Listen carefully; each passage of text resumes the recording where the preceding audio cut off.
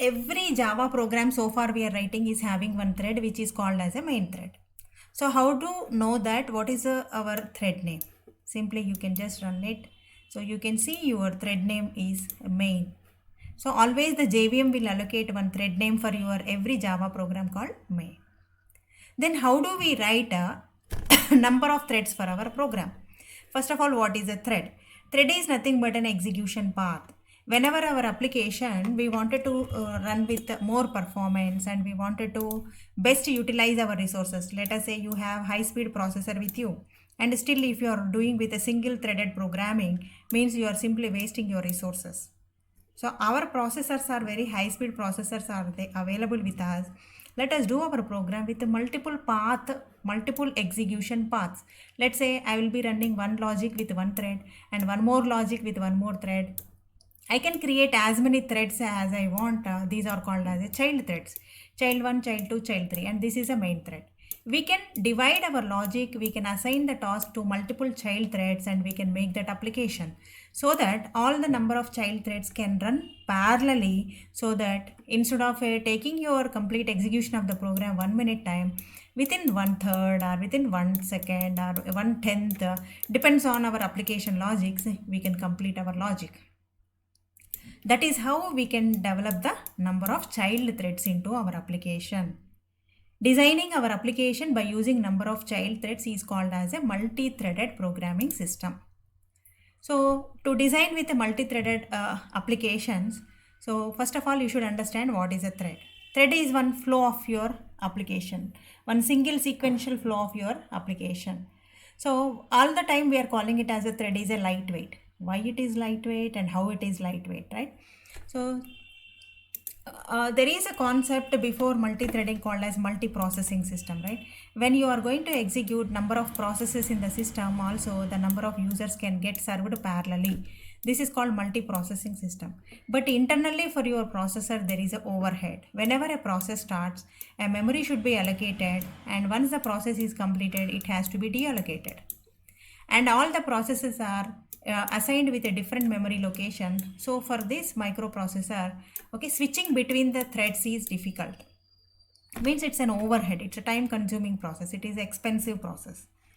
And inter-process communication, let's say one process is dependent on the other processor, again there is an overhead involved in multi-processing system. But in a multi-threading system, every time we will call it as a lightweight. Why these threads are lightweight? Okay, processes are heavyweight and threads are lightweight. Why they are called lightweight means all the threads what we are going to create get allocated with a pool of objects.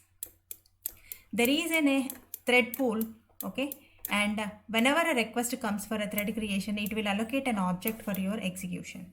So that is the reason creation of a thread is lightweight. At the same time, deallocation of your thread is also lightweight. And inter-thread communication, one thread to the other thread communication is lightweight. Right? So context switching. Let us say processor has to switch execution from one thread to the other thread. It has to share its CPU life cycles. Okay, execution cycles for number of threads. It is easy. Whereas here context switching is heavyweight, process creation and process destruction and inter-process communication, everything is heavyweight. That is the reason we are moving from multi-process system to the multi-threading programming system.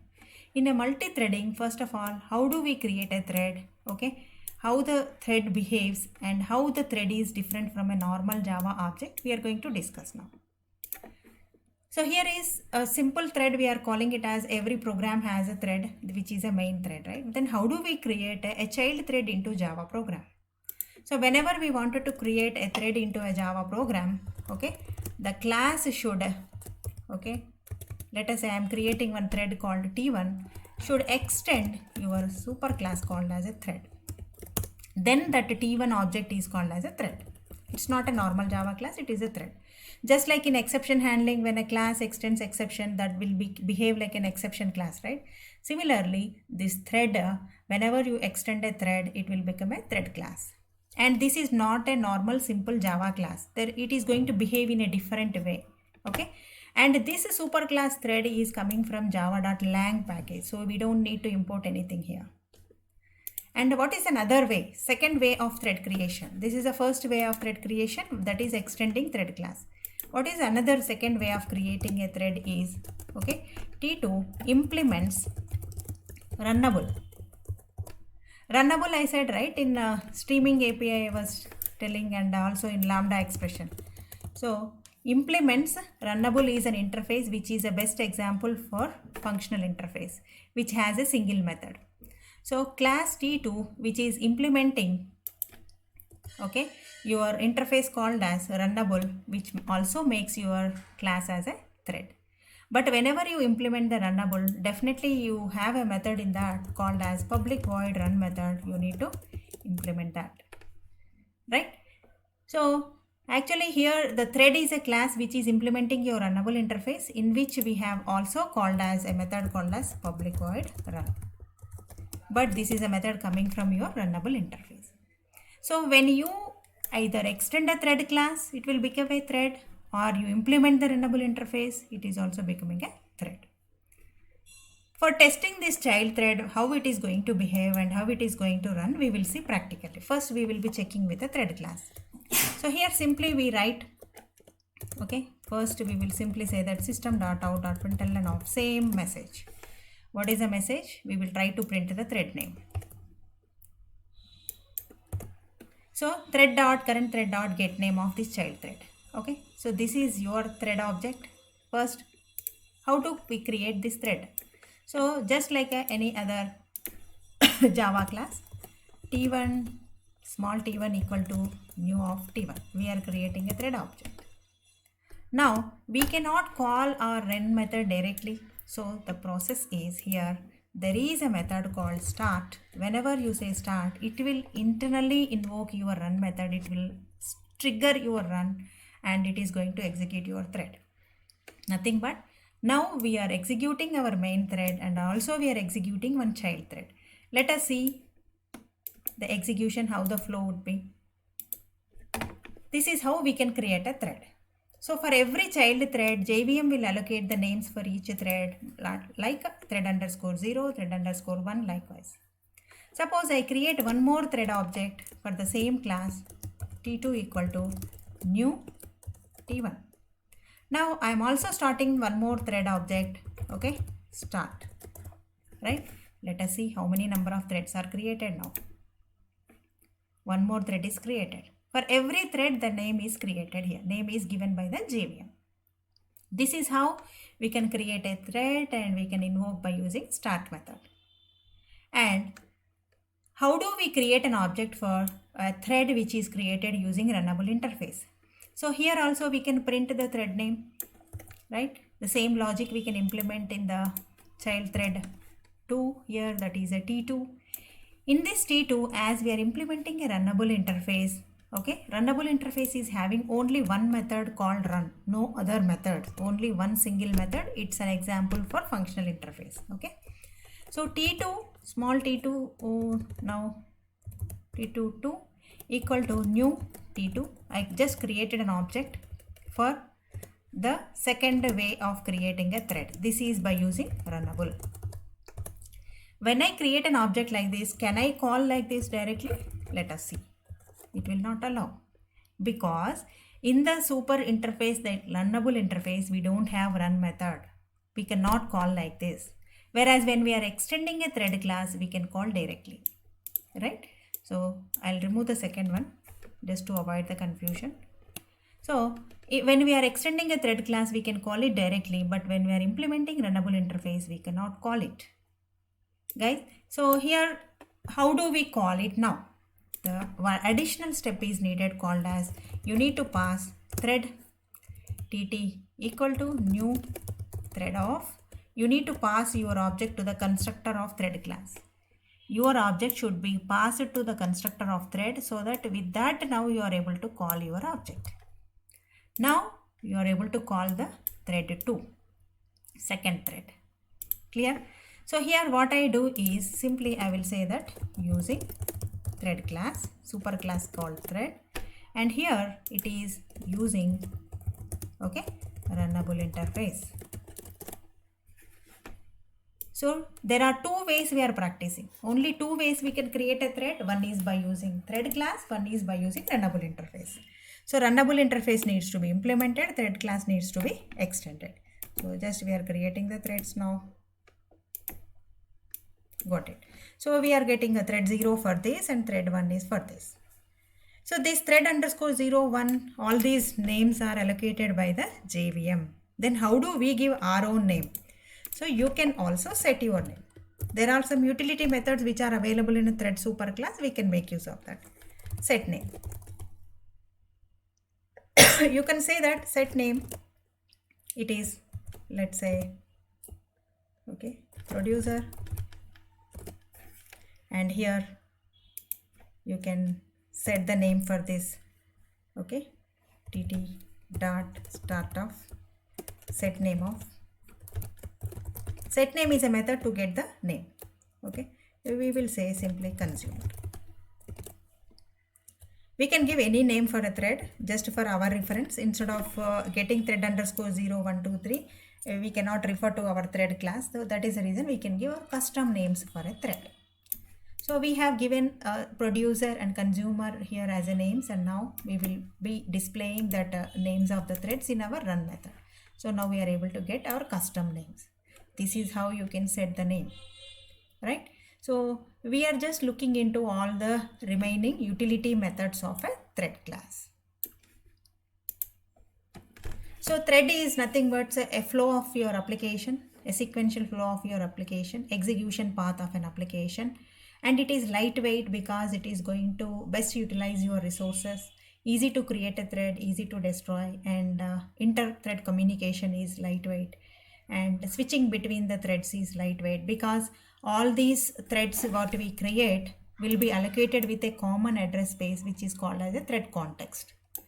So that is how threads are becoming lightweight. What type of applications we develop with the multi-threading?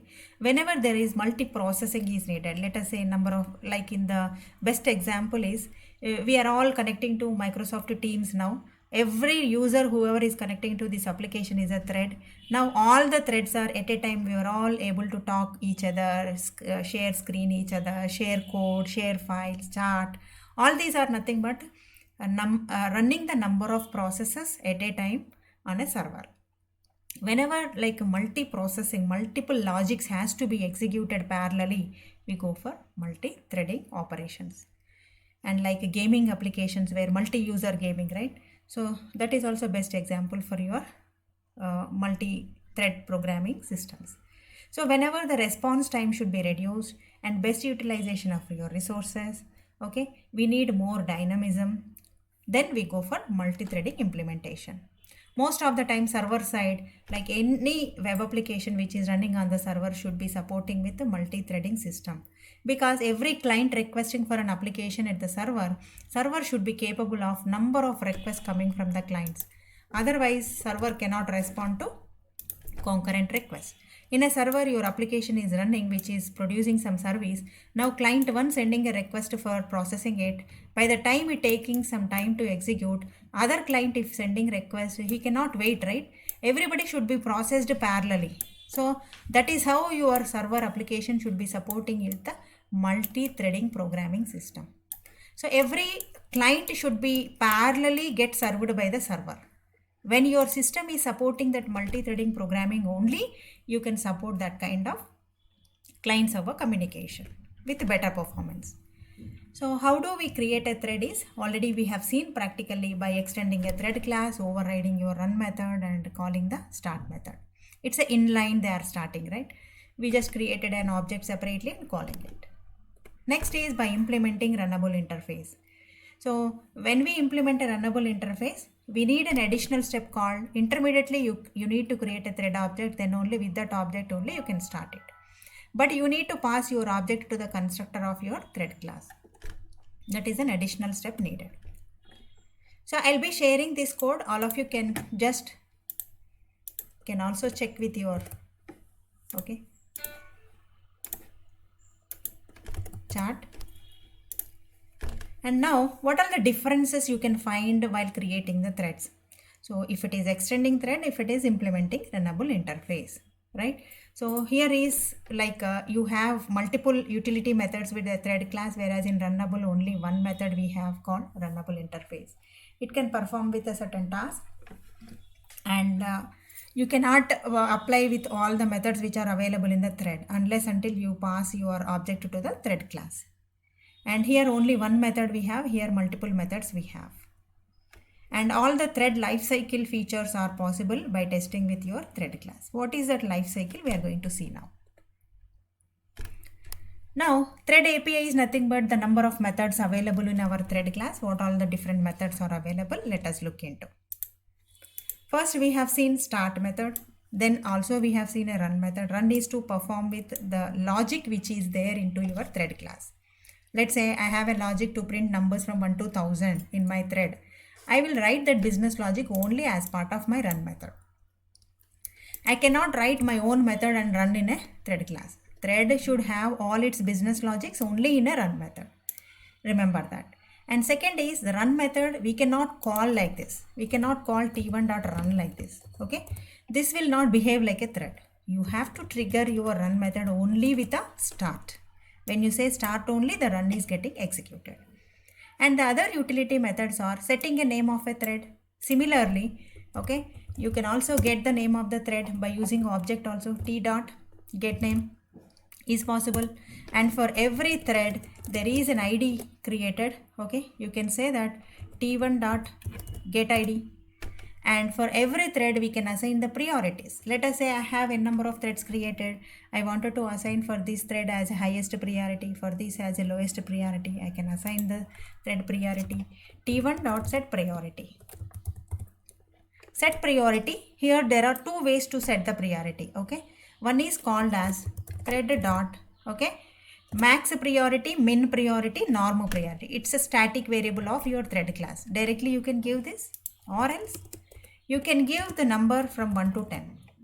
10 is max, 1 is min, 5 is norm. Okay, at a time in a thread pool using your threading API, you can create max 10 threads. If you want more number of threads, there is a concept called thread groups, and you have to create a separate group into which again you can add 10 more threads. That is how we will be creating the threads into Java applications. And for each thread, we can set a priority. Also, we can get a priority. So somewhere you have assigned your thread priority. Now you wanted to know that, you can say get priority. Clear? And next is, we also have a method called suspend. Suspend means explicitly we are wanted to stop that particular thread for some time, and whenever we give a resume, okay, it will not be resumed at all. So this is called suspend and resume, but these two methods are deprecated. No more we are using for our applications. So suspend is to make your thread to stop for some time. And similarly, we have some more methods. To understand those methods, first of all, you should understand the life cycle of a thread. What exactly is a life cycle? Okay, how a thread is going to behave in a life cycle, we will see now.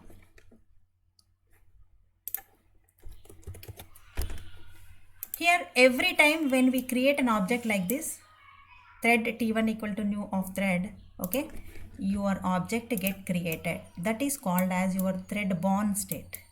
Born state means newly created thread. So here is t equal to new thread you have created.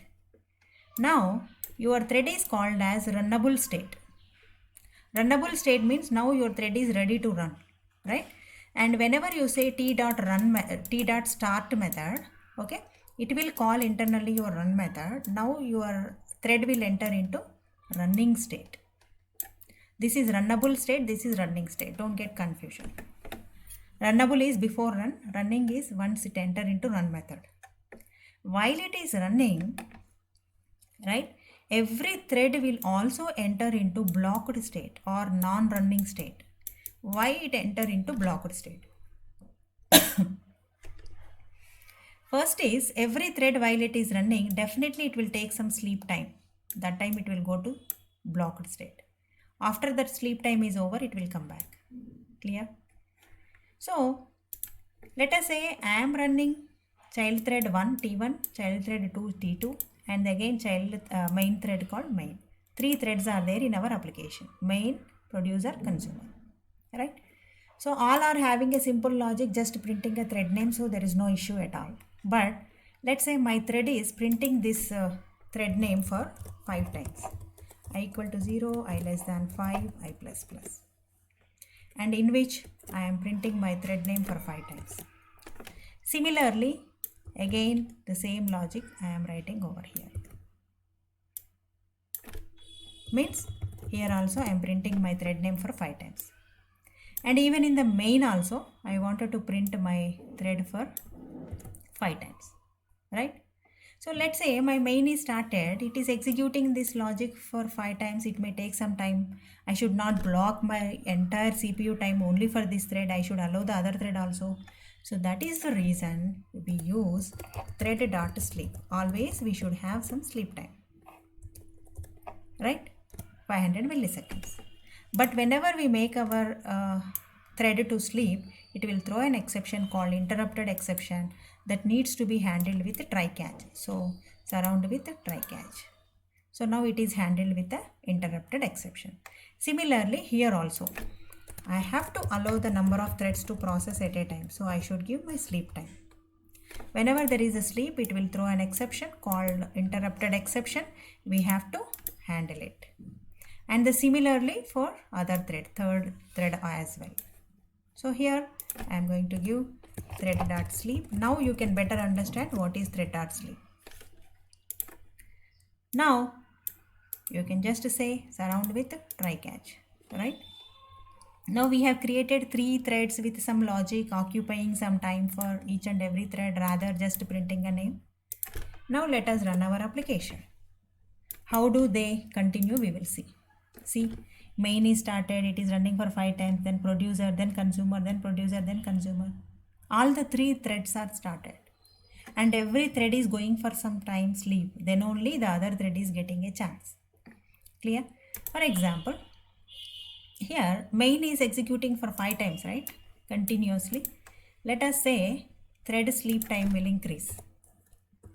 What happens? We will see.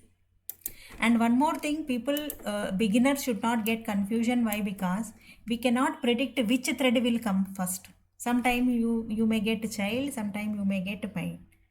Okay, that you have to observe. And see here, why only main is getting executed? Because we started main first, then after we are starting child here.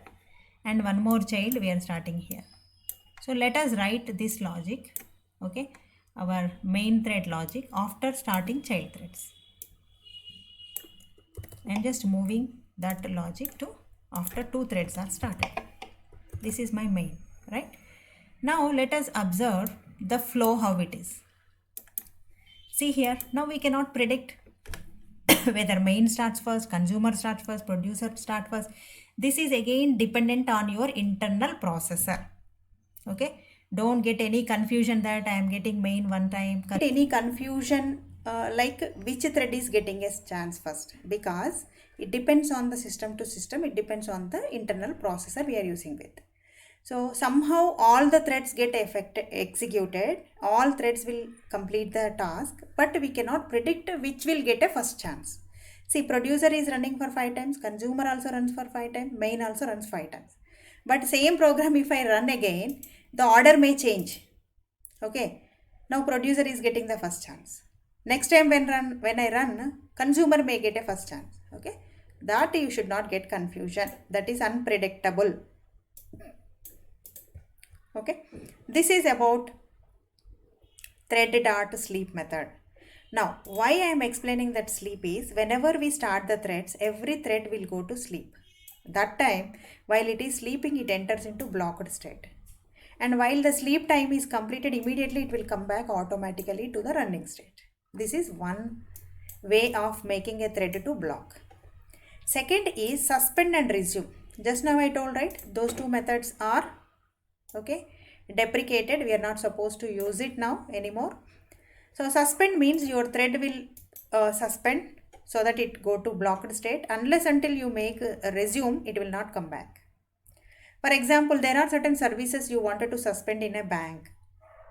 let's say due to unavailability of debit cards, we are not giving that particular service for a period of time, we can suspend. So that once the cards are ready from the back end, you can make resume that particular service. So that is called suspend and resume. When it is suspended, it go to blocked state. When it is resumed, it will come back to running state. Third is another important method I told, wait, notify all. While we are discussing object class, I told, right? These three methods will come in a multi-threading. So wait means, let us say 2 or 3 threads, T1, T2, T3, all are trying to access one common file or object or data source. Now what JVM will say that when one thread is accessing it, if other threads are trying to access the same thing, it will acquire a lock and say wait to these two methods. And once the first task is completed, it will say notify. Means now it will get a chance to get connected with that resource. That is how your threads are controlled by JVM. So wait is given by JVM to the thread which is trying to access a common resources. And once the task is completed, it will be notified by using notify command. If number of threads are trying to access the resource at a time, then notify all is given. Otherwise, notify is given. This is one way. When wait is issued to a task, that time it will enter into blocked state, right? And the fourth one is, let us say when any time your application is implemented with the threads and it is reading some file, okay, your thread has to read some content from a file or content from a network socket, content from any external resource, then your thread will enter into blocked state. While it is reading from external resource, it go to blocked state. While reading is completed, means IO reading is done, it is going to block. When IO is finished, it will come back. This is the fourth way of blocking your thread. Sleep, okay, suspend and resume, wait, notify all, and IO operations, IO interruptions. Somehow your born thread will enter into runnable state to running state to blocked state.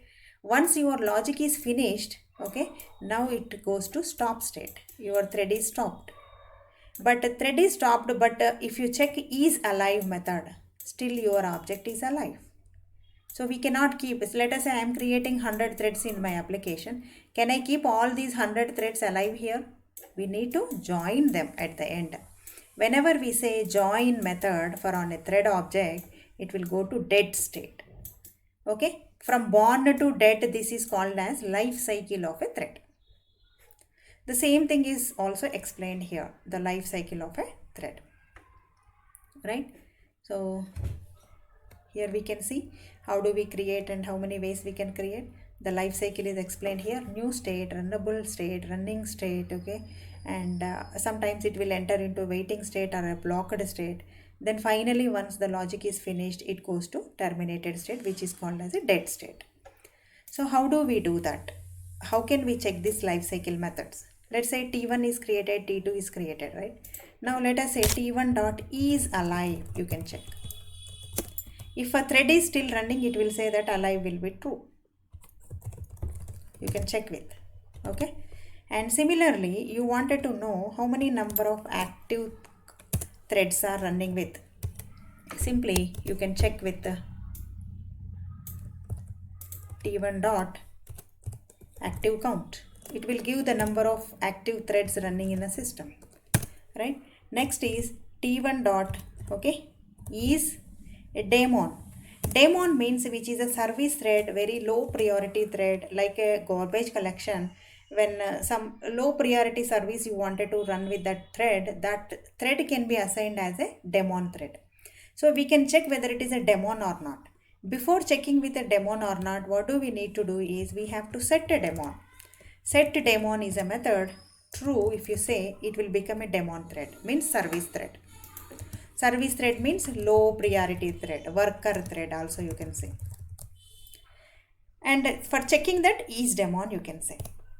Next is similarly, you wanted to check whether a thread is interrupted. You can say that is interrupted.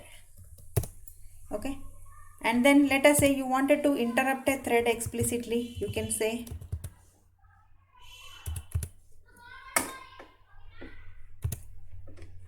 you can test with t1 dot interrupt. This is a method, right? So this is all the utility methods what we have in our thread class. Similarly, now active count we are checking with, this is the number of threads running in your system. Now we can see how many number of active threads are in our program now. Number of threads is 2. Before that we haven't started with the main thread, right? Suppose if you see the same method active thread over here, okay, now the count will be 3.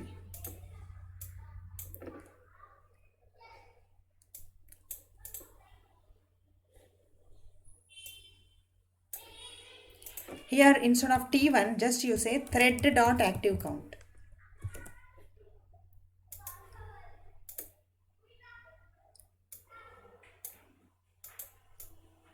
See, there is a still illegal thread state exception, means somewhere we are interrupted, right? So it get interrupted. Now it cannot start. So we cannot practice with all these commands while they are running. Set demon also we cannot make. If it is demon, again it will enter into worker thread, right? So I just comment them. Now we will see the all the threads are running and number of threads is 3 now. Now at the end of our life cycle, what I said, like we have to join the thread, right? So how do we join it? So simply end of our application we can simply say that main is joined by JVM, we don't need to join it. So t1 dot join, t2 dot join, number of threads what we create have to be joined. But whenever we join them, okay, so here not t2, you have to join t2, right? Now when we are joining this, again it will throw an exception called interrupted exception. So you have to try catch it. Once if you try catch it, now you are able to join that.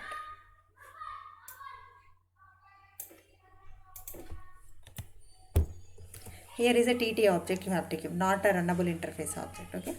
So this is how they joined. And now we will see after joining them, we will see the active count. It will be only 1 because 2 threads, child threads are destroyed, means they have entered into dead state. See, now initially it was 3, right? After all the threads is completed, main is completed, it will say the number of count is now 1. Why? Because 2 child threads we have joined, right? T1 is joined, T2 is joined. So now at the last active count will be 1 because 2 threads have been destroyed by using join method, right? That is how you can check with all the lifecycle methods, utility methods of thread class, and implementing runnable interface and extending thread class. Coming to the utility methods, we have seen run, start, sleep, join. Stop is also deprecated, okay? We don't need to use that stop.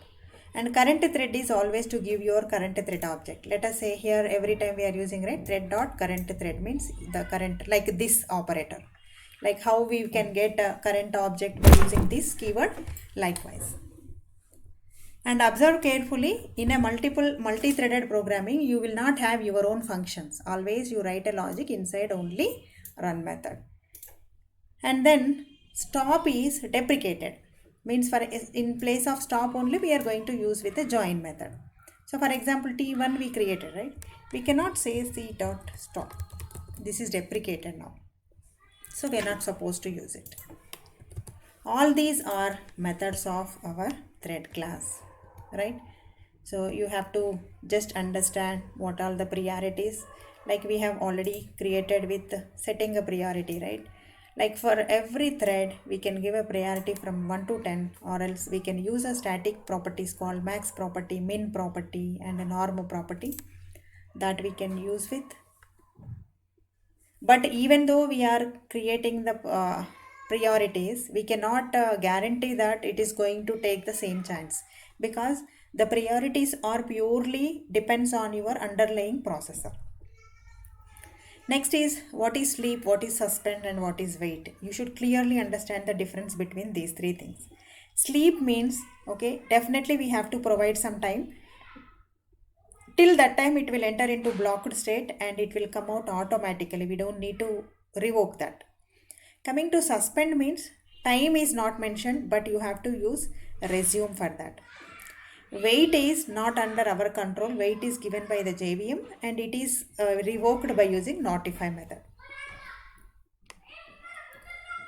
Again, you need to explore on that part. What is the signature of a sleep method?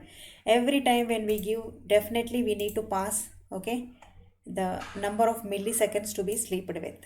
500, it is running slow, running fast, but coming to main, we have given 5000, so it is going slow. You can equally maintain the same according to the requirements. Similarly, life cycle demo, we have seen what is join method, what is start, what is sleep, okay, what is run.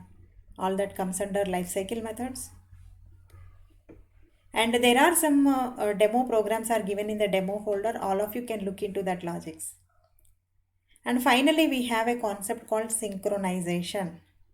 So synchronization concept I will explain you once you complete the basic programs, because without practicing these basic thread programs you will not understand this synchronization. Clear? We'll continue the synchronization in the next session. It is nothing but, let us say if multiple threads are trying to access the same resource. I have a method. T1 is calling. By the time T1 is completed, and T2 is also calling that. And by the time T2 is completing the task, before it complete, and another request is coming. So finally what happens? There is no lock acquired here. So all the threads are getting partial outputs. Finally, the resource is getting affected. One may update, one may delete, one may add something. So your expected value we may not get into our application because your data is not synchronized. So how do we synchronize it? With one example we will look into. That concept is called as synchronization.